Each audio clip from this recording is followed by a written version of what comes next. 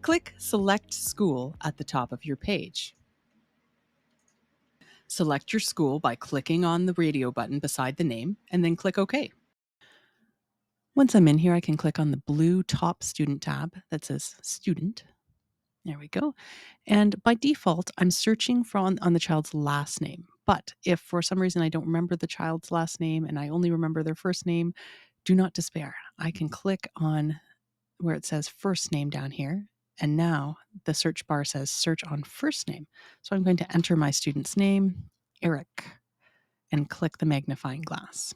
Eric Ling, there he is. Okay, I'm going to click on the last name, which is a live link there. And that takes me to all sorts of information. At the very top here, it says demographics. So now I can see all sorts of information about Eric, his student number, and I can see which languages Eric speaks. So Eric speaks English and Bengali at home. Click on address and phone, and this gives me the student's address, which is really helpful when I'm looking up which high school they're going to go to next year, and their home phone. So as I need to contact folks in the home, I can click on citizenship. I can see that this student was born in India and that they first arrived in 2022 and that the parent is on a work permit.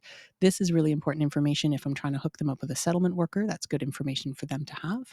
The other part that I find helpful here is clicking on the contacts tab. This is the tab that I use when I'm looking up the parents or guardians' information. I can see where they live. I can see their relationship to the child, and I can get their email address and their phone number as well. If you click on related students, sometimes you can see if there's a sibling or another student from the same family that's added. If I click on schedule at the side tab there, that will give me information about which homeroom they're in and who their teachers are as well. I can also look at the very top and you'll notice there's some icons there. So if there's a little heart, that's a little medical alert. So that means that student has something that I need to be aware of. It might be anaphylaxis, diabetes, any number of medical conditions. So I can click on that to find out what that student's specific condition is that maybe I should know about if I'm working with them.